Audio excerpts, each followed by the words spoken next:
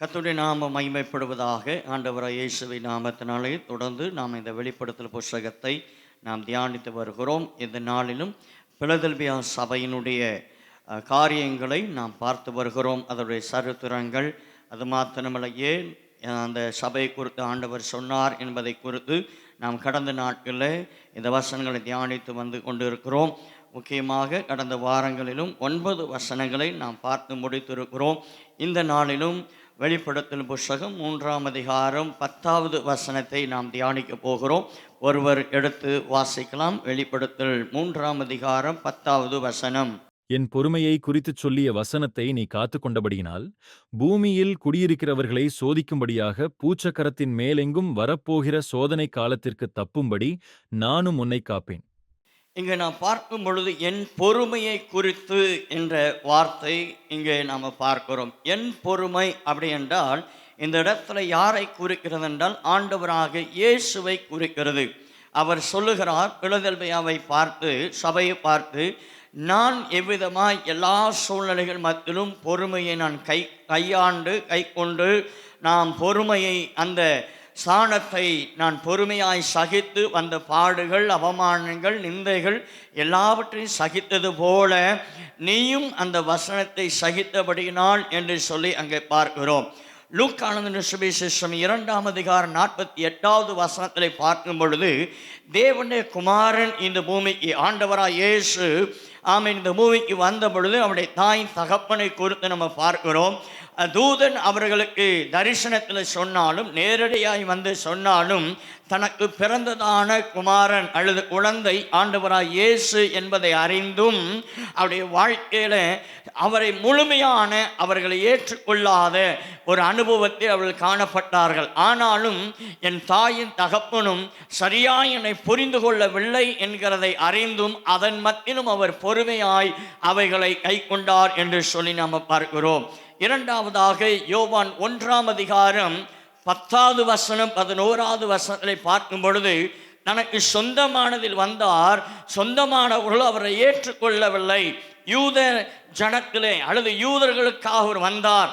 யூத குலத்தில் அவர் பிறந்திருந்தாலும் யூத ஜனங்கள் இயேசுவை ஏற்றுக்கொள்ளவில்லை. இன்றைய வரைக்கும் யூதர்கள் இயேசுவை ஒரு தெய்வமாக ஏற்றுக்கொள்வது கிடையாது. ஒரு தீர்க்கதரிசியாக அல்லது அவர் ஒரு மனிதனாகத்தான் அவர்கள் அங்கீகரிக்கிறார்களே ஒழிய மெய்யான ஆண்டவராய் இயேசுவாக அவரை ஏற்றுக்கொள்வது இல்லை. ஆனாலும் இயேசு அந்த இடத்துல அவர் பொறுமையாய் இருந்தார் என்று சொல்லி பார்க்கிறோம். மூன்றாவதாக யோவானந்த சுவிசேஷம் 21ஆம் அதிகாரம் 3-4 வசனங்களை பார்க்கும் பொழுது, சீஷர்கள் 3 ஆண்டு காலங்கள் இயேசுவோடு கூட இருந்தார். ஆனால் இயேசுவோடு கூட வெளிப்படையான அற்புதங்களை, வெளிப்படையான அதிசயங்களை, வெளிப்படையான வார்த்தைகளை தான் அவர்கள் புரிந்து கொண்டார்களே ஒழிய உள்ளான அவருடைய ஆவிக்குரிய தன்மையை, இயேசு யார் என்பதை அவர்கள் முழுமையாய் அவர்கள் புரிந்து கொள்ளாததை கண்டு அதன் மத்தியிலும் அவர் பொறுமையாய் இருந்தார். ஒவ்வொரு நாளும் இயேசு அவர்களை நடத்தினார், அவளை போதித்தார், அவரை கற்றுக் கொடுத்தார், அன்பாய் நடத்தினார். எல்லாவற்றையும் இயேசு அவர்கள் காண்பித்தும் அவர்கள் சரியாய் இயேசுவை புரிந்து கொள்ளாதனால தான் இயேசு மரித்தவுடனே சீஷர்கள் பழைய தன் வாழ்க்கைக்கு நேராக கடந்து போனார்கள். அவர் கூறின வார்த்தை அவர்கள் நம்பவில்லை, அவர் கூறின சத்தியங்களை நம்பவில்லை. விசுவாசித்து அவர்களை பூரணமாய் ஏற்றுக்கொள்ளாததை கண்டு அவர் பொறுமையாய் அவர் அந்த இடத்துல கையாண்டார் என்று சொல்லி பார்க்கிறோம். நான்காவதாக, ஜனங்கள் இயேசுவின் மூலமாக அற்புதங்களை, அடையாளங்களை பெற்றுக்கொண்டார்கள். மரித்தவர்கள் எழும்பினார்கள், பார்வையில்லாதவர்கள் பார்வையடைந்தார்கள், ஊமையர்கள் பேசினார்கள், சப்பானியர்கள் எழும்பினார்கள். எல்லா விதமான அற்புதங்களையும் இயேசு செய்தார். ஆனால் அவரை முழுமையாக ஏற்றுக்கொள்ளவில்லை. ஆனாலும் இயேசு, ஜனங்கள் அவருக்கு விரோதமாய் பேசினார்கள், அவரை கொலை செய்யும்படியாய் திட்டம் தீட்டினார்கள். எல்லா இடத்திலும் இயேசு அவர் தன் பொறுமையை அவர் காத்து கொண்டார் என்று சொல்லி பார்க்கிறோம். ஐந்தாவதாக பார்க்கும் பொழுது வாசிக்கலாம். ஏசாயா எழுதின புஸ்தகம் 50ஆம் அதிகாரம் 6-7 வசனங்களை வாசிக்கும் பொழுது, ஏசாயா 50ஆம் அதிகாரம் 6வது வசனம் 7வது வசனம். அடிக்கிறவர்களுக்கு என் முதுகையும் தாடை மயிரை பிடுங்குகிறவர்களுக்கு என் தாடைகளையும் ஒப்புக் கொடுத்தேன். அவமானத்துக்கும் உமிழ்நீருக்கும் என் முகத்தை மறைக்கவில்லை. கர்த்தராகிய ஆண்டவர் எனக்கு துணை செய்கிறார். ஆகையால் நான் வெட்கப்படேன். நான் வெட்கப்பட்டுப் போவதில்லை என்று அறிந்திருக்கிறேன். ஆதலால் என் முகத்தை கற்பாறையைப் போலாக்கினேன். இங்கே பார்க்கும் பொழுது ஆண்டவராய் இயேசு அவ்வளவு பொறுமையாய் எல்லா விதத்திலும் தன் பாடுகளுக்கு பொறுமையாய் அவர்களை தன்னை ஒப்பு கொடுத்தார் என்று பார்க்கிறோம். எந்த விதத்திலும் எந்த இடத்திலும் பிதாவாகிய தேவன் தன்னை எதற்காக அனுப்பினார் என்கிற அந்த ஸ்தானத்தை, அந்த மைய கருத்தை ஒரு நாள் விட்டு அவர் விலகவில்லை. உலக பிரகாரமாக நாம் பார்க்கும் பொழுது நாம் கர்த்தரை ஆராதிக்கிறோம், தேவனை தேடுகிறோம், எல்லாம் செய்கிறோம். ஆனாலும் சில வேளைகளை நம்ம பொறுமை இழந்து விடுகிறோம். பேச்சில் நமக்கு பொறுமை இழந்து விடுகிறோம். செயல்கள் நம்முடைய வாழ்க்கையில பொறுமை இல்லாமல் போகிறது. அவசரப்பட்டு சில காரியங்களை நம்ம செய்து விடுகிறோம். ஆனால் ஆண்டவராய் இயேசு அப்படி அல்ல. எல்லா விதத்திலும் அவர் பொறுமையாய் இருந்தார், பொறுமையை கை கொண்டார் என்று பார்க்கிறோம். அது மாத்திரமல்ல, 1 பேதுரு புத்தகம் 2ஆம் அதிகாரம் 23 சொல்லப்படுகிறது, அவர் வையப்போடும் போது பதில் வையாமலும், பாடுபடும் பொழுது பயமுறுத்தாமலும், நியாயமாய் தீர்ப்பு செய்கிறதற்கு தம்மை ஒப்பு கொடுக்கவும் நினைத்தார். தன்னை முழுமையாய் அவர் ஒப்புவித்தார். தன்னை முழுமையாய் அவர் தன்னை அர்ப்பணித்தார் என்று சொல்லி பார்க்கிறோம். அவர் பக்கம் எந்த விதத்திலும் குற்றமில்லை, அவர் மேல எந்த தவறும் இல்லை. ஆனாலும் அநியாயமாய் அவர் தண்டிக்கப்படுவதற்கான காரணங்கள் இருந்தாலும் இயேசு அவைகள் மத்தியில் பொறுமையாய் அவைகளை கை கொண்டார் என்று பார்க்கிறோம். ஆகவேதான் இந்த பிலதெல்பியா சபை குறித்து தேவன் சொல்லுகிற வார்த்தை என்னவென்றால், என் பொறுமையை குறித்து சொல்லின வசனத்தை நீ காத்து கொண்டபடியினால் என்று சொல்லி நாம் இங்கே பார்க்கிறோம். ஆகவே ஆண்டவரை ஆராதிக்கிற, தேவனை தேடுகிற தேவ பிள்ளையே, நம்முடைய வாழ்க்கையில ஆண்டவரை துதிக்கிறோம், ஆண்டவரை ஆராதிக்கிறோம், வசனத்தை கேட்கிறோம், ஜெபிக்கிறோம், எல்லாம் இருக்கிறது. ஆனால் நம்முடைய வாழ்க்கையில பொறுமை என்கிற அந்த ஸ்தானம் நம்மிடத்தில் இருக்கிறதா என்பதை சிந்தித்து பார்க்க வேண்டும். ஆகவே ஆண்டவர் இந்த பிலதெல்பியா சபை பார்த்து சொல்லுகிறார், என் பொறுமையை குறித்து சொல்லின வசனத்தை நீ காத்து கொண்டபடினால். வசனம் நம்முடைய வாழ்க்கையில கேட்கிறோம், ஆனால் அந்த வசனம் கிரியை செய்கிறதா என்பதுதான் நம்முடைய வாழ்க்கையில முக்கியம். வசனம் நம்முடைய வாழ்க்கையில, நம்முடைய நடைமுறையில, நம்முடைய குணாதிசயங்களை, நம்முடைய செயல்பாடுகளை அந்த வசனம் கிரியை செய்கிறதாய் மாறணும். வெறுமையாய் கேட்டுவிட்டு போறதற்கு அல்ல. வெறுமையாய் நம்ம ஏதோ பிரசங்கத்தை கேட்கிறோம், ஏதோ பைபிள் ஸ்டடிக்கு வருகிறோம் என்பதனால் அல்ல. அந்த வசனம் நம்முடைய வாழ்க்கையை அப்பியாசப்படுத்துகிறவளாக இருக்கணும்.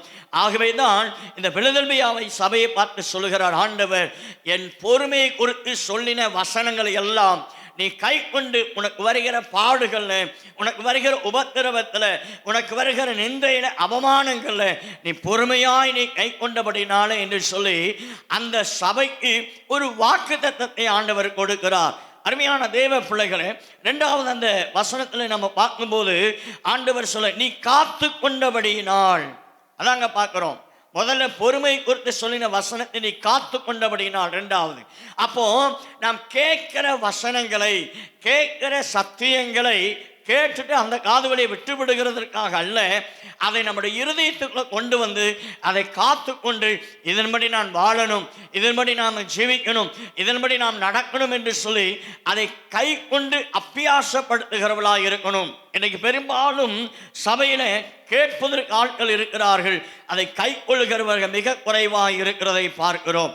ஆகவே இந்த சபை கை கொண்ட சபையா இருந்தது என்று ஆகவே தான் இந்த சபை கேட்டு கை கொண்டபடியினாலே தேவன் அந்த சபைக்கு ஒரு வாக்குத்தத்தத்தை கொடுக்கிறார். என்ன வாக்குத்தத்தம்? மேலான ஒரு வாக்குத்தத்தை ஆண்டவர் கொடுக்கிறார். வரப்போகிற சோதனை காலத்துக்கு தப்பும்படியான ஒரு வாக்குத்தத்தத்தை ஆண்டவர் 3வது அதற்கு கொடுக்கிறார். வரப்போகிற சோதனை என்ன என்று சொல்லி பார்க்கும் பொழுது ஆண்டவராய் இயேசு இங்க சொல்லுகிற சோதனை என்ன என்பதை நாம் புரிந்து கொள்ள வேண்டும். நாம சோதனை என்ன நினைக்கிறோம்? வீட்டில் வருகிற பிரச்சனைகள், போராட்டம், பிள்ளைகளை ஸ்கூலுக்கு அனுப்புகிற அதிலோடு கூட பெரிய பாடாக இருக்குது. அல்லது வீட்டில் செய்கிற வேலைகள் பெரிய பாடு, துணி துவைக்கணும், வீட்டை இது பண்ணணும், பாத்திரம் கழுவணும், காலையிலேருந்து சேர்ந்து சாயந்தரம் படுக்கிற வரைக்கும் ஒரே வேலை பாடு. அந்த பாடு அல்ல இது. இங்கே சொல்லியிருக்கிற சோதனை பாடு என்பது நாம் உலக பிரகாரமாய் நம்முடைய குடும்பத்தில் நாம் சகிக்கிறதான அல்லது நடைபெறுகிற சோதனை அல்ல, அவைகள் அல்ல. இது தேவன் நமக்கு கொடுக்கிறவைகள் என்னவென்றால், கிறிஸ்துவின் நாமத்துக்கென்று நாம் படுகிற பாடுகள், அவமானங்கள், நிந்தைகள், பலவிதமான இன்னல்கள், இவைகளைத்தான் இங்கே சோதனை என்று சொல்லப்படுகிறது. ஆண்டவரை ஆராதிக்கிற அழிந்து வசனத்தை கேட்கிற தேவனுடைய பிள்ளைகள் ஒன்றை அறிந்து கொள்ளணும். நான் படுகிற பாடு எதன் வழியாய் வந்த பாடுகள், இந்த சோதனை எதன் மூலமாய் வந்தது என்று அறிந்து கொள்ள வேண்டும். ஒன்று, நானா இந்த பாடுகளை, நானா இந்த சோதனைகளை நான் உருவாக்கி கொண்டேனா, அல்லது ஆண்டவராய் இயேசுவுக்காக, அல்லது இயேசு நான் இன்னும் ஒன்றாய் மாற வேண்டும் என்பதற்காக தேவன் என் வாழ்க்கையில, என் குடும்பத்திலே, என் சரீரத்திலே அனுமதித்ததான சோதனையா பாடா என்பதை நாம் அறிந்து கொள்ள வேண்டும். எனவே ஆண்டவருடைய பிள்ளைகளுக்கு பகுத்தறிவுற ஞானம் நமக்கு தேவை. ஆகவே இங்கே சொல்லப்பட்டதான சோதனை என்பது கிறிஸ்துவுக்காக, சுவிசேஷத்துக்காக, அவருடைய நாமத்துக்காக நாம் படுகிற பாடுகள். உதாரணமாய் வைத்துக் கொள்வோமே, ரட்சிக்கப்படாத குடும்பம் வைத்துக் கொள்வோம். மனைவி ரட்சிக்கப்பட்டிருக்கலாம், அல்லது சகோதரிகள் நீங்க ரட்சிக்கப்பட்டு ஆண்டவரை அறிந்திருக்கலாம். இப்போ கணவன் ரட்சிக்கப்படலை, பிள்ளைகள் ரட்சிக்கப்படலை, அவர்கள் ஆண்டவரை ஆராதிக்கல. அப்படி இருக்கிற காலங்களே ஆண்டவரை ஆராதிக்க நீங்க வரணும். வீட்டில் பயங்கர பிரச்சனை, போராட்டம், ஆனால் அதன் மத்தியிலே நிந்தைகள், பலவிதமான அடிகள் வாங்கி கர்த்தரை வந்து ஆராதிக்கிற பாருங்க, அதுதான் தேவனுக்காய் படுகிற சோதனைகள், அதுதான் தேவனுக்காய் படுகிற பாடுகள். இப்போ நான் சொல்லுது விளங்குதா? வீட்டில் நம்ம செய்கிற வேலைகள், பாடுகள், அந்த வேலை இந்த வேலை, அது வந்து பாடுகள் அல்ல. தேவன் வசனம் சொல்லுகிறது, தேவனுக்காக, தேவனுடைய நாமத்துக்காக அல்லது சுவிசேஷம் அறிவிக்கிறோம். 4 பேர் நம்மை அசிங்கமா பேசலாம், தேவையில்லாத வார்த்தையை பேசலாம், அதை பொறுமையாய் ஏற்றுக்கொண்டு ஆண்டவருக்காக அந்த அவமானங்களை அல்லது கல்ல கொண்டு எரியலாம், அதை நம்ம ஏற்றுக்கொண்டு தேவனுடைய நாமத்துக்காய் படுகிற பாடுகள், தேவனுடைய சுவிசேஷத்துக்காய் படுகிற பாடுகள், இதுதான் சோதனை. ஆகவே நம்முடைய வாழ்க்கையில எப்படிப்பட்ட சோதனைகள் வழியாக நாம் கடந்து போகிறோம் என்பதை அறிந்து கொள்ள வேண்டும். இங்கே பார்க்கும் பொழுது சோதனை காலம் என்பதை நான் 4 காரியங்கள் உங்களுக்கு சொல்லுகிறேன். முதலாவது, இந்த வாக்குத்தத்தம் அல்லது வருங்கால அந்த வசனத்தை பார்த்தீங்கன்னா, வரப்போகிற சோதனை காலத்துக்கு தப்பும்படி நான் உன்னை காப்பேன். இது ஒரு பெரிய வாக்குத்தத்தம். பிலதெல்பியா சபைக்கு கொடுக்கப்பட்ட வாக்குத்தத்தம், தேவனுடைய வார்த்தைகளுக்கும் உபதேசங்களுக்கும் கீழ்ப்படிந்து நடக்கிற சபைக்கு கொடுக்கப்பட்ட வாக்குத்தத்தம்.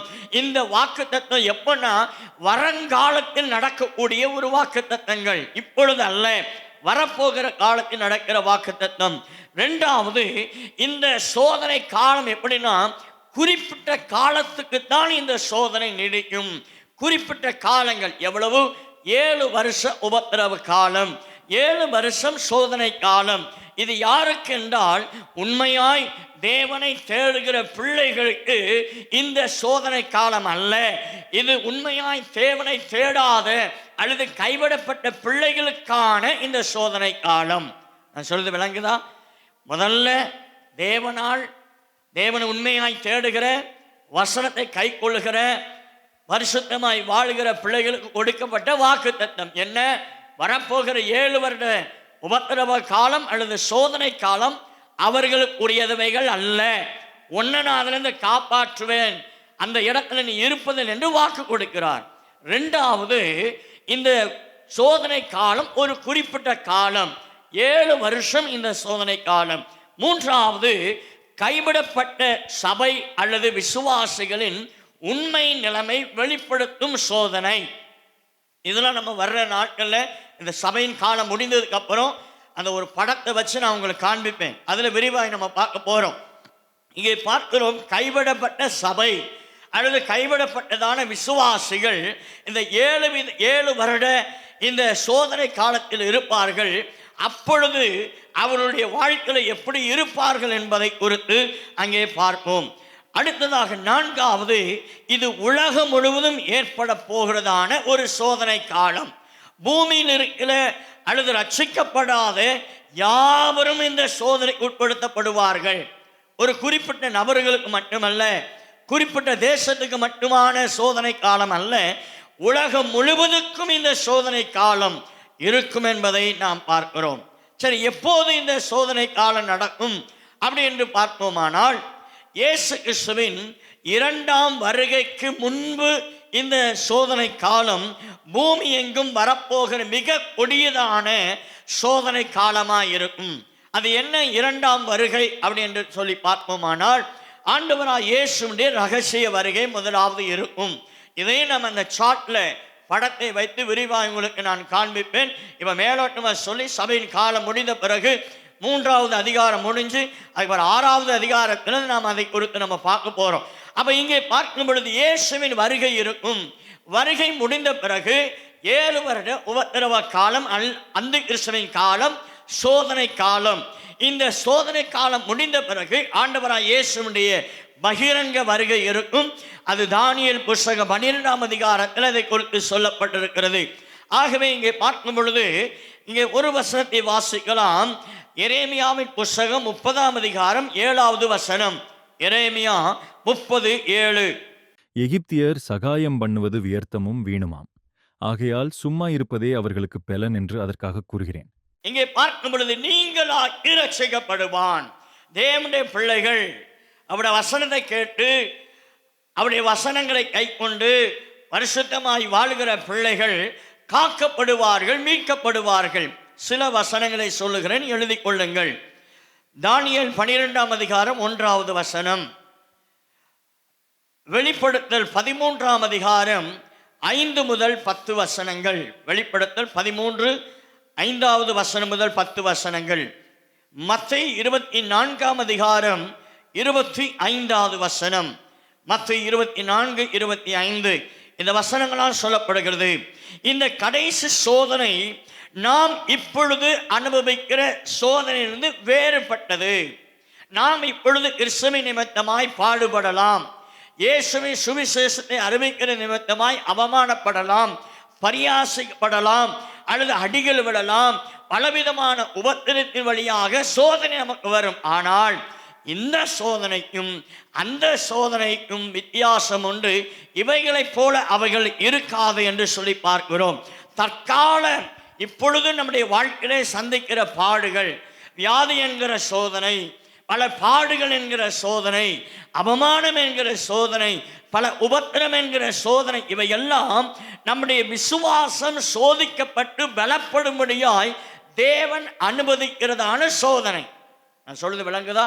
இப்பொழுது நம்முடைய வாழ்க்கையில் நான் ஆண்டவரை தேடுறேன், உண்மையாய் ஆண்டவரை ஆராதிக்கிறேன், எனக்கு ஏன் இவ்வளவு பாடுகள்?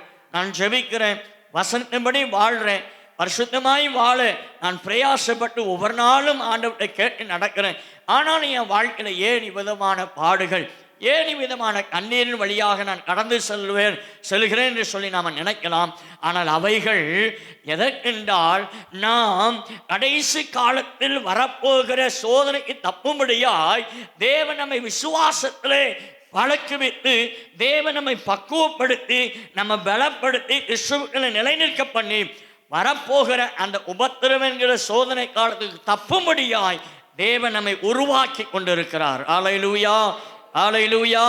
வேதம் சொல்லுகிறது, வேதத்தில் பார்க்கிறோம்.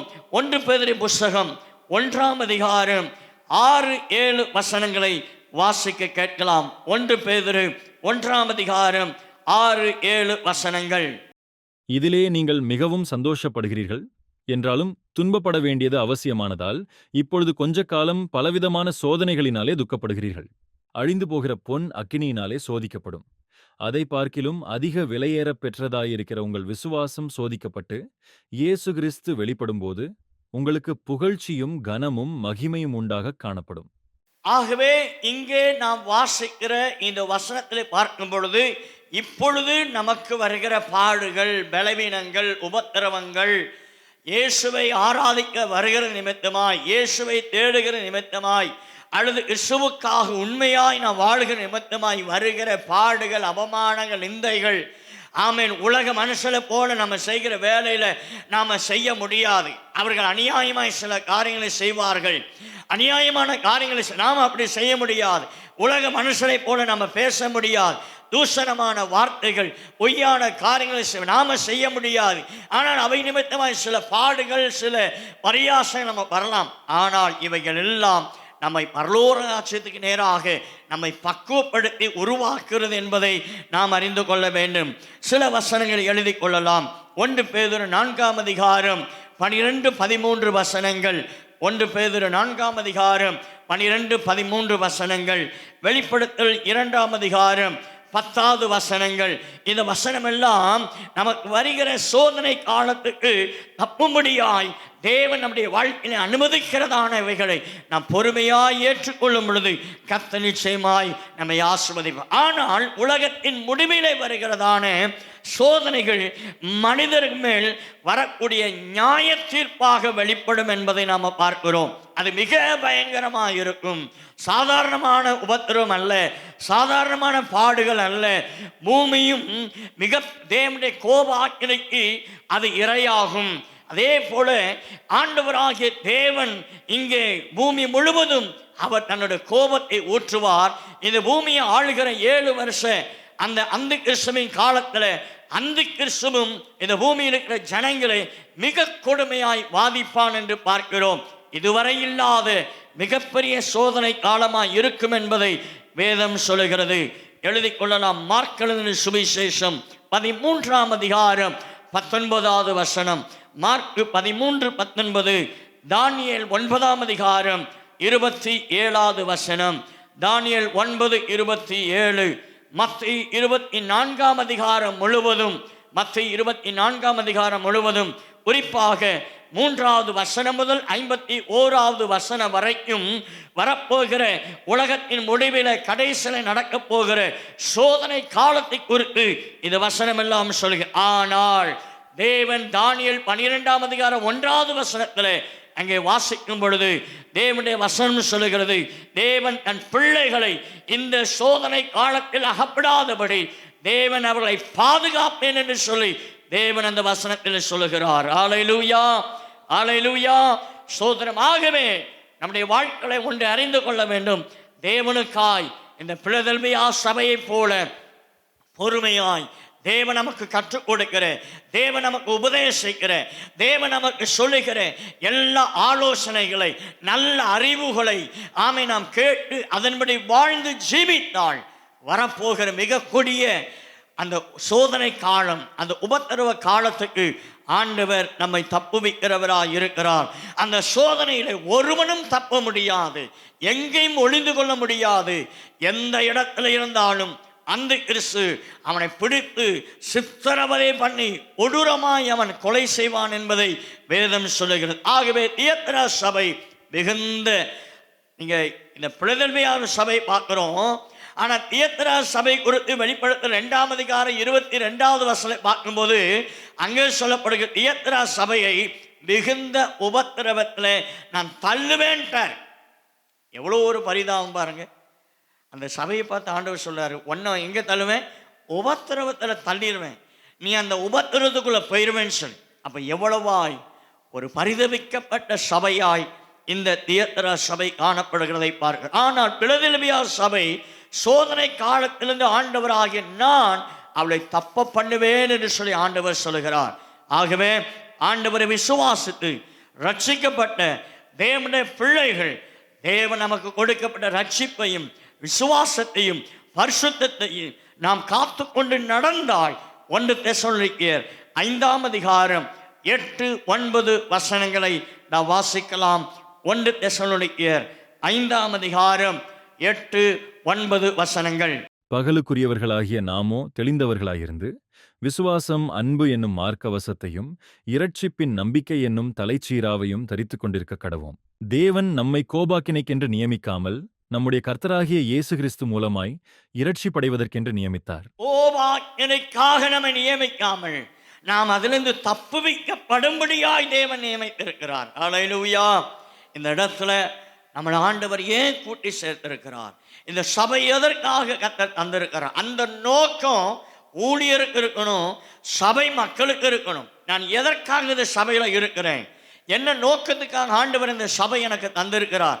கடிந்து கொள்கிற சபை, உபதேசிக்கிற சபை, ஆமேன், பலவிதமான எச்சரிப்பை சொல்லப்படுகிற இந்த சபையில தேவன் எதற்காக என்னை வைத்திருக்கிறார் என்பதை அறிந்து கொள்ளணும். இதில் நாம் உருவாக்கப்பட்டு, இதில் நான் சரி செய்யப்பட்டு வரப்போகிற சோதனை காலத்துக்கு தப்பும்படியாக தேவன் இந்த இடத்துல என்னை வைத்திருக்கிறார். ஆமென். சோதனம் எரேமியாவின் புத்தகம் 30ஆம் அதிகாரம் 7வது வசனமும் இவ்விதமாய் சொல்லுகிறது. எனவே அருமையான தேவ பிள்ளைகளே, ஆண்டவர் இந்த சபைக்கு ஆண்டவர் சொல்லுகிற வசனம் என்னவென்றால், என் பொறுமையை குறித்து சொன்ன வசனங்களை காத்து கொண்டபடினாலே வரப்போகிற சோதனை காலத்துக்கு தப்பும்படி நான் உன்னை காப்பேன் என்று சொல்லி ஆண்டவர் இந்த சபைக்கு வாக்குத்தத்தத்தை ஆண்டவர் கொடுக்கிறார். அல்லேலூயா. அடுத்ததாக 3ஆம் அதிகாரம் 11வது வசனத்தை நாம் வாசிக்கலாம். இதோ சீக்கிரமாய் வருகிறேன், ஒருவனும் உன் கிரீடத்தை எடுத்துக்கொள்ளாதபடிக்கு உனக்குள்ளதை பற்றி கொண்டிரு. இதோ சீக்கிரமாய் வருகிறேன் என்று சொல்லி ஆண்டவர் இங்கே சொல்கிறார். சில காரியங்களை உங்களுக்கு சொல்லிட்டு இந்த வசனத்தை நான் விளக்குகிறேன். சபையின் மீது உள்ள அன்பில் கூறப்பட்டதான இந்த வார்த்தைகள், ஆண்டவர் அளவில்லாத அன்பை இந்த பிலதெல்பியா சபையின் மேலே சொல்லியிருக்கிறார். நீ நினைக்கலாம், இவ்வளோ பாடுகள், இவ்வளோ வேதனைகள், எவ்வளோ அவமானங்கள், இவ்வளோ நிந்தைகளை நான் எவ்வளோ காலம்தான் சகிப்பது, எவ்வளோ காலம்தான் இதை பொறுத்து கொண்டு போவது, என் குடும்பத்தின் மூலமாய், சொந்த பந்தங்கள் மூலமாய், மற்றவர்கள் மூலமாய் வருகிறதான இந்த பாடுகள் எவ்வளோ காலம் சகிப்பது, எப்பொழுது நீ வருவீர் என்று சொல்லி நாம் ஏங்கி கொண்டிருக்கலாம். எப்பொழுது தேவனுடைய ராஜ்யத்தில் போய் சந்தோஷமாக இருப்பேன்னு சொல்லியிருக்கலாம். ஆனால் ஆண்டவர் இப்படிப்பட்ட மக்களை பார்த்து, இப்படிப்பட்ட சபை பார்த்து ஆண்டவர் சொல்கிறார், இதோ நான் சீக்கிரமாய் வருகிறேன். அல்லேலூயா. சோதனை இங்கே பார்க்கும் பொழுது புதிய ஏற்பாட்டிலே மொத்தம் 260 அதிகாரங்கள் இருக்கிறது என்பது நமக்கு தெரியும். புதிய ஏற்பாட்டிலே 260 அதிகாரங்கள் இருக்கிறது. 318 இடங்களில் அவருடைய வருகை பற்றி சொல்லப்பட்டிருக்கு. 318 இடங்களில் இயேசுவின் வருகை குறித்து சொல்லப்பட்டிருக்கிறது. இயேசு மனிதனாக இந்த பூமியில் இருந்த நாட்களில் நான் மீண்டும் வருவேன் என்று சொல்லி 21 முறை இயேசு அறிவித்திருக்கிறார். இயேசு இந்த பூமியில் ஊழியர் செய்த நாட்களில் அவர் சொன்ன, நேரடியாக அவர் சொன்னது 21 முறை அவர் சொல்லியிருக்கிறார். அடுத்ததாக இயேசுவை பற்றி பழைய ஏற்பாட்டில் சொல்லப்பட்டதான 333 தீர்க்க தரிசனங்களில் அவருடைய முதல் வருகை, மொத்தம் பழைய ஏற்பாட்டில் 333 தீர்க்க தரிசனம் சொல்லியிருக்கிறது. முக்கியமாக அவருடைய முதல் வருகையில் 109 மட்டுமே நிறைவேறி உள்ளது. இயேசு மனிதனாய் இந்த உலகத்தில் வந்தார் என்பதை குறித்ததான காரியங்கள் 109 காரியங்கள் மட்டுமே நிறைவேறி உள்ளது. மீதம் 224 தீர்க்க தரிசனங்கள் நிறைவேறும்படியாக ஆண்டவராய் இயேசு மீண்டும் வருகிறார். 224 தீர்க்க தரிசனங்கள் இன்னும் மீதியாக இருக்கிறது. அவைகள் நிறைவேறும்படியாய் இயேசு மீண்டும் வரப்போகிறார். அடுத்தது வருகையில் அறிவிக்கப்பட்ட 46 பழைய ஏற்பாட்டு தீர்க்க தரிசனங்கள். வருகை குறித்து அறிவித்த 46 பழைய ஏற்பாட்டு தீர்க்க தரிசிகள், 46 தீர்க்க தரிசிகள், 10 பேர் மட்டுமே அவருடைய முதலாவது வருகையின் சம்பவிக்கும் காரியங்களை முன்னறிவித்தார்கள். 10 பேர் தான் முதலாவது வருகை குறித்து, இயேசு வருகை குறித்ததான காரியங்கள், அதனுடைய என்னென்ன நடக்கும் என்பதை குறித்து அறிவித்திருக்கிறார்கள். ஆனால் 36 பேர் இரண்டாம் வருகை குறித்து மட்டுமே அவர்கள் குறிப்பிட்டு சொல்லியிருக்கிறார்கள். 36 தீர்க்கதரிசிகள் அவர்கள் இயேசுவின் இரண்டாம் வருகை குறித்து சொல்லியிருக்கிறார்கள். அடுத்ததாக கர்த்தருடைய பந்தியை குறித்து அப்போஸ்தலனாகிய பவுல் 2 முறையும், அப்போஸ்தலனாகிய பவுல் பந்தியை குறித்து 2 முறையும், ஞானஸ்நானத்தை குறித்து 13 முறையும் அவர் சொல்லியிருக்கிறார். ஞானஸ்நானத்தை குறித்து 13 முறை அவர் சொல்லி, ஆனால் வருகை குறித்து அவர் சொன்னது 50 முறைக்கு மேல் அவர் இயேசுவின் வருகை குறித்து அப்போஸ்தலனாகிய பவுல் சொல்லியிருக்கிறார். ஆமென். அப்ப பாருங்க, இயேசுவின் ரகசிய வருகை எவ்வளவு முக்கியம் என்பதை வேதம், தீர்க்கதரிசிகள், ஆண்டவராய் இயேசு நமக்கு இதை குறித்து சொல்லியிருக்கிறார். ஆகவே ஆண்டவராய் இயேசு அவர் சீக்கிரம் வரப்போகிறார் என்பதை நாம் பார்க்கிறோம். சரி, இப்போ வசனத்துக்கு வந்துடலாம். இதோ சீக்கிரமாய் வருகிறேன். இதை குறித்து ஏற்கனவே வெளிப்படத்தில் 1ஆம் அதிகாரம் 1வது வசனத்திலே நம்ம பார்த்துட்டோம். சீக்கிரம் என்கிற வார்த்தை மத்தேயு 24:27 சீக்கிரமாய் வருகிறேன் என்று சொல்லி ஆண்டவர் மத்தேயு 24:27 இதோ சீக்கிரமாய் வருகிறேன் என்று சொல்லி ஆண்டவர் சொல்லி. அப்படின்னா என்ன? அப்படின்னா இப்போ நம்ம நினைக்கலாம், சீக்கிரம் வர்றேன் சீக்கிரம் வர்றேன் சீக்கிரம் வர்றேன், இன்னும் இயேசு வரலையே, எப்போதான் வரப்போறாரு? என் தாத்தா காலத்திலிருந்து நான் கேள்விப்பட்டிருக்கிறேன், எங்கள் அப்பா காலத்தில் அதை கேள்விப்பட்டிருக்கிறேன், என் காலத்தில் இயேசு வருகிறான்னு என் பிள்ளைகள் காலத்தில் நான் கேட்டுட்டேன், நான் வயசாகிருக்கிறேன்னு சொல்லி சில நம்ம நினைக்கலாம். சீக்கிரம் என்கிற வார்த்தை நான் ஏற்கனவே அதை விரிவாய் பேசியிருக்கிறேன். சீக்கிரம் என்பது அடுத்தது அல்ல. இப்போ இயேசுவின் வருகை வந்துட்டுனா அடுத்தது வெளிப்படத்தில் சொல்லப்பட்ட எல்லா காரியங்களும் அடுத்தடுத்து நடைபெற்று கொண்டே இருக்கும். அதுக்கு இடைவெளியே இருக்காது, அதுக்கு காலங்கள் தாழ்த்தாது. எல்லாம் அதனது நேரத்தில் அதனது காலத்தில் நிறைவேறி முடியும் என்பதை நாம் பார்க்கிறோம். ஆமென். இப்போ கிருபையின் காலத்தில் இருக்கிறோம். கிருபையின் காலம் எப்போ முடியும்னு சொல்லி நமக்கு தெரியாது. ஆனால் இயேசுவின் வருகை வந்துட்டுனா அதுக்கப்புறம் அவரை குறித்து இந்த பூமியில் நடக்கக்கூடிய சம்பவங்கள், அதுக்கப்புறம் நடக்கக்கூடிய எல்லா சம்பவங்களும் சீக்கிரமாய் நிறைவேற முடியும் என்பதற்கு அடையாளமாய் இது சொல்லப்படுகிறதை பார்க்கிறோம். எப்படி என்றால் 1 கொரிந்தியர் 15ஆம் அதிகாரம் 51, 52ஆம் அதிகாரத்தில் சொல்லப்படுற கண் இமைக்கும் நேரத்தில் இயேசு வரப்போகிறார். ஆண்டவராய் இயேசு வருவதை ஆமென் யாரும் பார்க்க முடியாது. ஆனால் இப்போ நம்ம ஆராதிச்சுட்டு இருக்கிறோம், வசனத்தை கேட்குறோம். இப்போ இயேசு வந்தார் என்றால் நம்ம கண்ணை மூடி முடிக்கிறதுக்குள்ள நாம் இந்த இடத்தை விட்டு நம்ம நினைச்சுவோம். இமைப்பொழுது மறைந்து வரும், மின்னல் கிழக்கிழந்து மேற்கே தோண்டி மறைகிறது வண்ணமாய் நாம் வருகை அவ்விதமாய் இருக்கும் என்பதை நாம் பார்க்கிறோம்.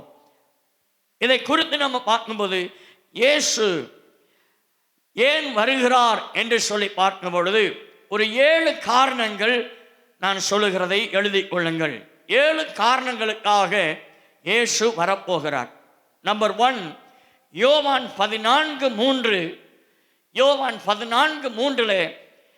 சபை எடுத்துக்கொள்ளப்படும்படியாய் இயேசு வருகிறார். சபை எடுத்துக்கொள்ளப்படும்படியாய் வருகிறார். 2வது 2 தெசலோனிக்கேயர் 2ஆம் அதிகாரம் 8வது வசனம், சாத்தானை முறியடிக்கும்படியாய் இயேசு வருகிறார். சாத்தானை முறியடிக்க. 3வது மத்தேயு 25:31 முதல் 33 வசனங்களில் தேவனை அறியாத ஜனங்கள் அல்லது கைவிடப்பட்ட அல்லது வருகைக்கு வராத எடுத்துக்கொள்ளப்படாத ஜனங்களை இந்த பூமியை நியாயந்தீர்க்கும்படியாய் இயேசு வருகிறார். 4வது ரோமர் 11ஆம் அதிகாரம் 25 முதல் 27 வசனங்கள் இஸ்ரவேலின் ரட்சிப்புக்காக, யூதர்களின் ரட்சிப்புக்காக இயேசு கிறிஸ்து மீண்டும் வரப்போகிறார் என்பதை நாம் பார்க்கிறோம். 5வதாக வெளிப்படுத்தல் புத்தகம் 20ஆம் அதிகாரம், முக்கியமாக 20ஆம் அதிகாரம் 2வது வசனம், 4வது வசனம், 6வது வசனத்திலே பார்க்கும் பொழுது 1000 வருட அரசாட்சியை பூமியிலே ஸ்தாபிக்கும்படியாய் ஆண்டவராய் இயேசு ராஜாதி ராஜாவாய் இருந்து அவருடைய வருகையை எடுத்துக்கொள்ளப்பட்ட தேவனுடைய பிள்ளைகள் இந்த தேசத்தை, இந்த பூமியில் இருக்கிற ஒவ்வொரு பகுதியும் அவர் ராஜாக்களாக ராணிகளாக இருந்து ஆளுகை செய்யும்படியாக அவருடைய ராஜ்யத்தை ஸ்தாபிக்கும்படியாக இயேசு வரப்போகிறார். 6வதாக வெளிப்படுத்தல் 20ஆம் அதிகாரம் 4வது வசனம் 11வது வசனத்தை வாசிக்கும் பொழுது வெள்ளை சிங்காசனம் நியாய தீர்ப்பு வெளிப்படும்படியாய் இயேசு வரப்போகிறார். வெள்ளை சிங்காசன நியாய தீர்ப்பு, இதை குறித்து நம்ம வருகிற நாட்களில் நம்ம பார்க்க போகிறோம். 7வதாக வெளிப்படுத்தல் 21, 22 அதிகாரங்கள் புதிய வானம் புதிய பூமியை ஆமென் ஆண்டவர் உருவாக்கும்படியாய் அல்லது புதுப்பிக்கும்படியாய் தேவன் வருகை வரப்போகிறது என்பதை நாம் பார்க்கிறோம். இந்த 7 விதமான காரணங்களுக்காக 7 விதமான காரியங்களை நிறைவேற்றும்படியாய் ஆண்டவராய் இயேசு வரப்போகிறார் என்பதை நாம் பார்க்கிறோம். அல்லேலூயா, அல்லேலூயா, ஸ்தோத்திரம். அடுத்ததாக இங்கே நாம் பார்க்கும் பொழுது, இதை நாம் 11வது வசனத்தில் பார்க்கும் பொழுது, இதோ நான் சீக்கிரமாய் வருகிறேன், ஒருவனும் உன் கிரீடத்தை எடுத்துக்கொள்ளாதபடி உனக்குள்ளதை பற்றி கொண்டு. இரண்டாவதாக உனக்குள்ளதை பற்றி கொண்டிரு என்று சொல்லி, அவர் சீக்கிரம் வரப்போவதனாலே சபை உன் கிரீடத்தை யாரும் பறித்து கொள்ளாதபடி, அல்லது உனக்கென்று வைத்திருக்கிற அந்த ஆசீர்வாதத்தை நீ இழந்து விடாதபடி, உனக்குள்ள கிரீடத்தை தக்க வைத்துக் கொள்ள நீ என்ன செய்யணும்? எச்சரிக்கையா இருக்க வேண்டும் என்பதை ஆண்டவர் இங்கே சொல்லுகிறார். பிலதெல்பியாவை சபை குறித்து அவர் பாராட்டினாலும் ஆண்டவர் சொல்லுகிறார், நான் வருகை வரைக்கும், நீ வருகையில எடுத்துக்கொள்ளப்படுகிற வரைக்கும் இன்னும் ஜாக்கிரதையாய், இன்னும் எச்சரிப்பாய் நீ இருக்க வேண்டும் என்பதை ஆண்டவர் இந்த சபைக்கு சொல்லுகிறார். இந்த கடைசி காலத்தில் இருக்கிற தேவனுடைய பிள்ளையே, நாம் தேவனுடைய வருகையில தேவன் நமக்கென்று வைத்திருக்கிற அந்த உன்னதமான ஆசீர்வாதத்தை, தேவன் நமக்கென்று வைத்திருக்கிற அந்த கிரீடத்தை பெற்றுக்கொள்ள நாம் ஜாக்கிரதையாக இருக்க வேண்டும் என்பதை ஆண்டவர் சொல்கிறார். அது மாத்திரமல்ல, தேவனோடு கூட சேர்ந்து ஆளுகை செய்யும்படியான அதிகாரத்தையும் தேவன் வைத்திருக்கிறார் என்பதை நாம் மறந்து போய்விடக்கூடாது. எனவேதான் உங்கள் பலனை இழந்து போகாதபடி பூரண பலனை பெற்றுக்கொள்ளும்படி எச்சரிக்கையாக இருக்க வேண்டும் என்பதை ஆண்டவர் சொல்லுகிறார். 2 யோவான் 8வது வசனம், 2 யோவான் 8வது வசனத்தை வாசிக்கலாம். உங்கள் செய்கைகளின் பலனை இழந்து போகாமல் பூரண பலனை பெறும்படிக்கு எச்சரிக்கையாயிருங்கள். எச்சரிக்கையாயிருங்கள், உங்கள் செய்கைகளின் பலனை இழந்து போகாதபடி பூரண பலனை பெற்றுக்கொள்ளும்படி நீங்கள் எச்சரிக்கையாயிருங்கள் என்பதை ஆண்டவர் இங்கே சொல்லுகிறதை பார்க்கிறோம். ஆகவே நம்முடைய வாழ்க்கையில தேவன் நமக்கு அளிக்கிறதான ஆசீர்வாதத்தை நாம் இழந்து போகாதபடி எச்சரிக்கையாக இருக்க வேண்டும் என்பதை ஆண்டவர் நமக்கு சொல்கிறார். 3ஆம் அதிகாரம் 12வது வசனத்தை நாம் வாசிக்கலாம். இங்கே பார்க்கும் பொழுது ஜெயங்கொள்கிறவனுக்கு கிடைக்கிற 4 விதமான ஆசீர்வாதங்களை இங்கே சொல்லப்படுகிறது. 1, தேவனுடைய ஆலயத்திலே நான் தூணாக்குவேன். 2வது, தேவனுடைய நாமம் அந்த தூணில் எழுதப்படும். 3வது, புதிய எருசலேம் நகரின் பெயரை நான் எழுதுவேன். 4வது, புதியதோர் நாமம் தரிப்பிக்கப்படும் என்று சொல்லப்படுகிறது. தூணாக்குவேன் என்ற வார்த்தை ஆசீர்வாதத்தை இங்கே பார்க்கிறோம். தூண் என்பது ஸ்திரத்தன்மையும் உறுதியையும் அசைக்க முடியாததையும் காட்டுகிறது. ஒரு தூண் ஒரு கட்டிடத்துக்கு முழுமையாக எது தாங்குகிறது என்றால், இங்கே சுற்றி நாம் பார்க்கிறதான இந்த தூண்கள் இந்த கட்டிடத்தை தாங்குகிறது. அவ்வளவு பாரத்தையும் அது தாங்கி கொண்டு இருக்கிறதை பார்க்கிறோம். ஆகவே ஆண்டவர் சாலமோன் காலத்தில் கூட நீங்கள் பார்க்கும்போது 1 ராஜாக்கள் 7ஆம் அதிகாரம் 15வது வசனத்தில் சாலமோன் தேவனுடைய ஆலயத்தை வெண்கல தூணினாலே கட்டினான், வெண்கலத்தினால் இந்த தூண்களை உண்டாக்கினான் என்று சொல்லி பார்க்கிறோம். ஏனென்றால் தேவனுடைய ஆலயம் அவ்வளவாய் உயரமாய் பிரம்மாண்டமாய் ஆமென் சாலமோன் கட்டினான். எதனால் கட்டினான் என்றால் வெண்கலத்தினாலே அந்த ஆலயத்தின் தூண்களை கட்டினான் என்று பார்க்கிறோம். இந்த ஏன் இந்த தூணாக்குவேன் என்கிற வார்த்தை ஆண்டவர் சொல்வதற்கான காரணம் என்ன அப்படின்னா, பிலதெல்பியா பட்டணத்தில் பார்க்கும்போது அடிக்கடி பூகம்பம் நடக்கும், பூமி அதிர்ச்சி உண்டாகும். அப்போ வீடுகள்லாம் என்ன செய்யும்? இடிந்து போய்விடும். அதனால ஜனங்கள் என்ன செய்வாங்கன்னா, வீடு இழிஞ்சு போயிடும், தெருக்களில் அவ்விதமாக இருப்பாங்க. ஆனால் பின்னாட்டில் அவங்க என்ன செஞ்சாங்கன்னா, வீடுகளை தூண்களை போட்டு கட்டினாங்க. ஸ்ட்ராங்காக பில்லர்கள் எழுப்பி அதில் வீடை அமைத்தார்களாம். ஏன் அப்படின்னா, இந்த பூமி அதிர்ச்சிக்கு நம்முடைய வீடு தாங்கி கொள்ள வேண்டும் என்பதற்காக. ஒரு வீட்டை பூமி அதிர்ச்சிக்கும் பலவிதமான சேதங்களுக்கும் தப்புப்படும்படியாக தூண்கள் அதை பாதுகாக்கும் என்றால், ஆண்டவராய் இயேசு நம்மை பார்த்து சொல்லுகிற வார்த்தை என்னவென்றால், நான் தேவனுடைய ஆலயத்தில் உன்னை தூணாக்குவேன் என்று சொல்லி ஆண்டவர் சொல்லுகிறார். அல்லேலூயா. ஆவிக்குரிய வாழ்க்கையில் தேவன் நமக்கு இந்த சபையை தந்திருக்கிறார். இந்த சபைக்கு நாம் யாராக இருக்கணும்னா ஒரு தூணாக இருக்கணும். ஆமென். கூச்சலாக இருந்துடக்கூடாது, அல்லது முறிஞ்சு போகிற முருங்கை கம்பாக இருந்துடக்கூடாது, அல்லது உபத்திரவத்தை தரவங்களாக இருந்துடக்கூடாது, வேதனை கொடுக்கிறவளாக இருந்துடக்கூடாது. ஊழியக்காரன் சொல்லணும், விசுவாசம் இவங்களா எனக்கு உறுதுணையாக இருக்கிறவங்க, சபைக்கு ஆசீர்வாதமாக இருக்கிறவங்க, ஊழியத்தில் உறுதுணையாக இருக்கிறவர்கள், எங்களுக்காக ஜெபத்தில் தாங்குகிறவர்கள், எங்களுக்காக ஊழியத்தில் கொடுத்து தாங்குகிறவர்கள், எங்களுக்காக கையின் பிரயாசங்களை அல்லது வேலையை செய்து ஊழியத்தில் தாங்குகிறவர்கள் என்று சொல்லி ஊழியக்காரர்கள் சபையின் விசுவாசிகளாக உங்களை குறித்து சொல்லணும். அதனால் அப்போஸ்தலனாகிய பவுல் கலாத்தியருக்கு எழுதின நிருபத்தில் சொல்லும் பொழுது 2ஆம் அதிகாரம் 9வது வசனத்தில் 4 நபர்களை அங்கே கோடிட்டு காண்பிக்கிறதை பார்க்கிறோம்.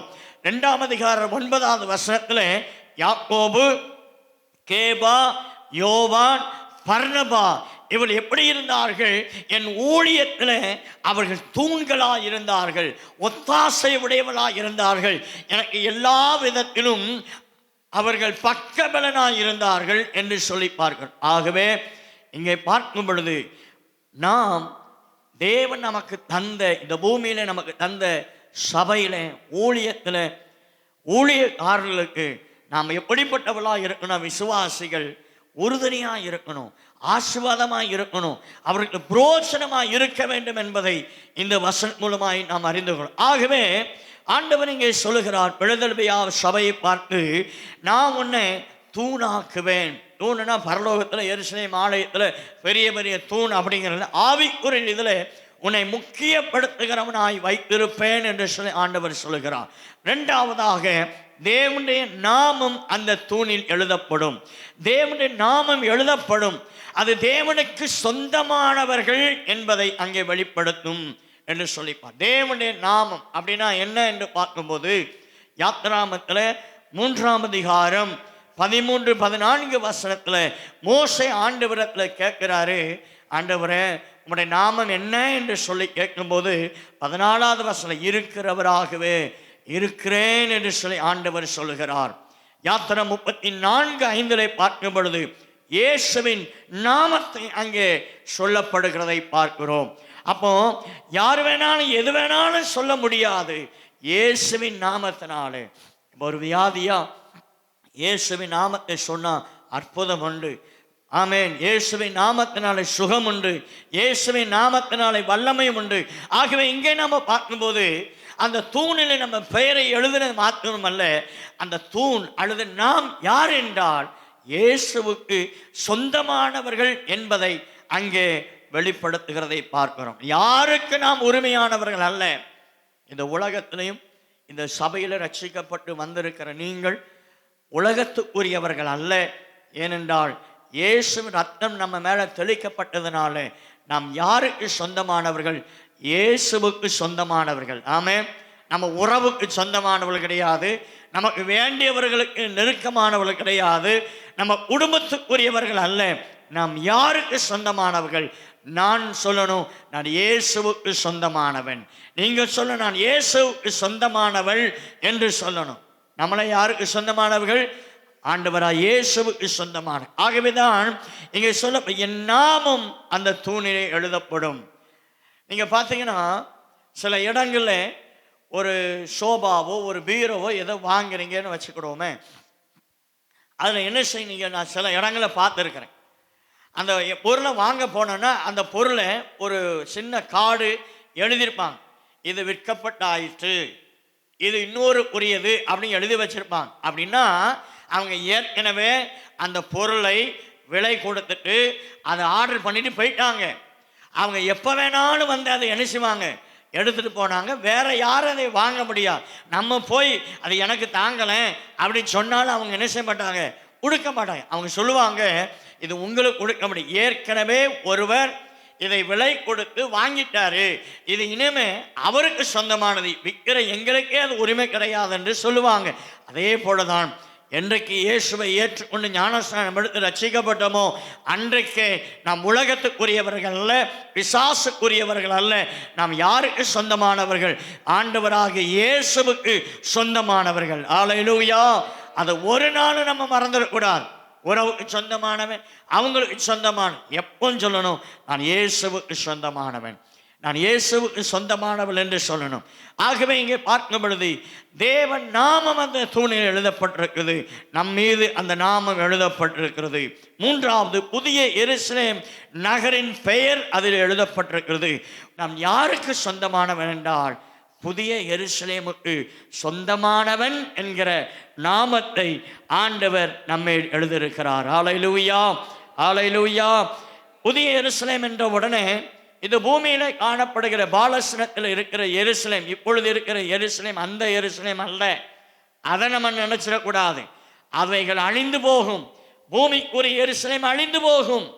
இனி வரப்போகிற மிகப்பெரிய மகாபெரிய யுத்தத்தில் அல்லது வரப்போகிற 7 வருஷ உபத்திரவ காலத்தில் முற்றுமாய் அழிந்து போகும்.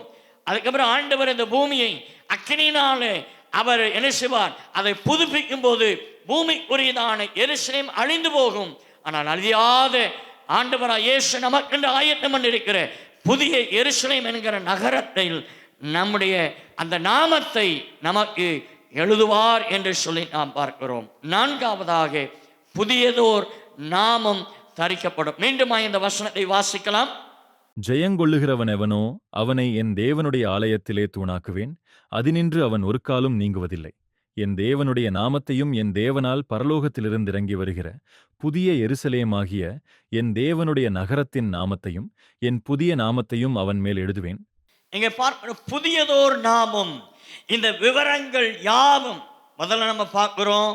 ஆண்டவர் தூணாக்குவேன், அந்த தூணில தேவ நாமம் எழுதுவேன், அதுக்கப்புறம் அந்த நகரத்துடைய பெயரை எழுதுவேன், புதியோரதோர் நாமத்தை நான் தரிப்பிப்பேன் என்கிற முழு பட்டியல். அதான் நான் ஏற்கனவே சொன்னேன். என்னுடைய பெயர், என்னுடைய ஊர், என்னுடைய சபை, என்னுடைய மாநிலம், என்னுடைய தேசம் எல்லாம் அதில் ஒரு ஆதார அட்டை எடுத்துக்கொண்டாலும் நம்முடைய முழு விவரம் என்ன செய்யும்? அதில் எழுதப்படுற. அதே போல தான் இங்கே பார்க்கிறோம். அந்த நம்ம மேலே எழுதப்படுகிற எல்லாமே யாரை வெளிப்படுத்துகிறது என்றால் ஆண்டவராகிய இயேசுவின் முழு முகவரியையும் அதில் வெளிப்படுத்துகிறதை நாம் பார்க்கிறோம். அல்லேலூயா. அவன் ஜெயங்கொள்ளுகிற மேல் புதியதோர் நாமம் எழுதப்படும் என்பதை பார்க்கிறோம். வெளிப்படுத்தல் 22ஆம் அதிகாரம் 4வது வசனத்திலும் அங்கே சொல்லப்படுகிறதை பார்க்கிறோம். ஆகவே அருமையான தேவ பிள்ளைகளே, புதியதோர் நாமம் எழுதப்பட்டதன் விளைவாக பரம எருசலேமில் வாசம் செய்யும் மேன்மையான பாக்கியத்தை நாம் பெற்றுக்கொள்கிறோம் என்பதை நாம் பார்க்கிறோம். ஒரு வசனத்தை வாசிக்கலாம். ஏசாயா 62ஆம் அதிகாரம் 2வது வசனம். ஏசாயா 62 2வது வசனம். ஜாதிகள் உன் நீதியையும் சகல ராஜாக்களும் உன் மகிமையையும் காண்பார்கள். கர்த்தருடைய வாய் சொல்லும் புது நாமத்தால் நீ அழைக்கப்படுவாய். புது நாமத்தினால் நீ அழைக்கப்படுவாய் என்று சொல்லிப்பார். புதிய நாமம். இப்போ பூமியில நமக்கு பல பெயர்கள் இருக்கும், பலவிதமான பெயர், ஒவ்வொருத்தருக்கும் ஒவ்வொரு பெயர் இருக்கும். ஆனால் புதிய எருசலேம் நகரத்தில் நமக்கு தேவன் நமக்கு புதிய நாமத்தை, புதிய பெயரை ஆண்டவர் நமக்கு தருவார். அல்லேலூயா. கடைசியாக 3ஆம் அதிகாரம் 13வது வசனத்தை நாம் வாசிக்கலாம். இவ்விதமாய் நம்முடைய கர்த்தராகிய இயேசு கிறிஸ்து தமது பரிசுத்தவான்கள் அனைவரோடும் கூட வரும்போது நீங்கள் நம்முடைய பிதாவாகிய தேவனுக்கு முன்பாக பிழையற்ற பரிசுத்தம் உள்ளவர்களாயிருக்கும்படி உங்கள் இருதயங்களை ஸ்திரப்படுத்துவாராக. இங்கே பார்க்கிறோம், ஆவியானவர் சபைகளுக்கு சொல்லுகிறதை காதுள்ளவன் கேட்க கடவன். எல்லா சபைகளுக்கும் ஆண்டவர் இந்த வார்த்தையை சொல்லுகிறதை பார்க்கிறோம். ஆகவே இந்த 7 சபைகளும் இந்த உலகம் முழுவதும் உள்ள எல்லா சபைகளுக்கும் அடையாளமாய் இருக்கிறது என்று பார்க்கிறோம். இவற்றை நாம் காணப்படும் பொழுது தேவனுடைய கட்டளைகளுக்கும் தேவனுடைய வார்த்தைகளுக்கும் அவருடைய உபதேசங்களுக்கும் நாம் கீழ்ப்படிந்து நாம் நடக்க வேண்டும் என்பது அவசியம் என்பதை ஆண்டவர் இந்த சபையின் மூலமாய் ஆண்டவர் நமக்கு வலியுறுத்துகிறார் என்பதை அறிந்து கொள்ள வேண்டும். இந்த 7 சபையின் மூலமாக நான் என்ன கற்றுக்கொள்ள வேண்டும், நான் எப்படி நடக்க வேண்டும், நான் எதை விட்டு விலக வேண்டும், எதை நான் அதிகம் முக்கியப்படுத்த வேண்டும், எப்படி வாழ வேண்டும் என்பதை ஆண்டவர் இந்த 7 சபை மூலமாக அநேக காரியங்களை, அநேக உபதேசங்களை, அநேக கடிந்து கொள்ளுதலை, அநேக நேர் வழிகளை ஆண்டவர் வைத்திருக்கிறார். அவைகள்படி நாம் வாழும் பொழுது தேவன் நமக்கு என்று வைத்திருக்கிற அந்த பரலோராஜ்யத்தை நாம் சுதந்திரிப்போம். அதில் எந்த சந்தேகமும் இல்லை. எனவே இந்த பிலதெல்பியா சபை தேவனுக்காக வைராக்கியமாக இருந்த சபை, வந்த பாடுகள் மத்தியில், வந்த உபத்திரம் மத்தியில் தேவனுக்காய் உறுதியாய் நின்ற சபை. ஆகவே இதை போல நாம் நம்முடைய வாழ்க்கையில் அப்படி வருகை வரைக்கும் நாம் உண்மை உள்ளவர்களாய், உறுதி உள்ளவர்களாய், உலகத்தை பார்த்து, உறவுகளை பார்த்து, எல்லாவது பார்த்து கொண்டு நடக்காதபடி தேவனை மட்டும் பார்த்து எனக்கென்று வைத்திருக்கிற லக்கை நோக்கி நான் பொறுமையாய் ஓடுவேன் என்றால், தேவன் நமக்கென்று வைத்திருக்கிற அந்த பரம எருசலேம் நகரத்தில் தேவன் நம்மை வைக்க அவர் வல்லமை உள்ளவர். நாம் கண்களை மூடி நாம் ஜெபிக்கலாம்.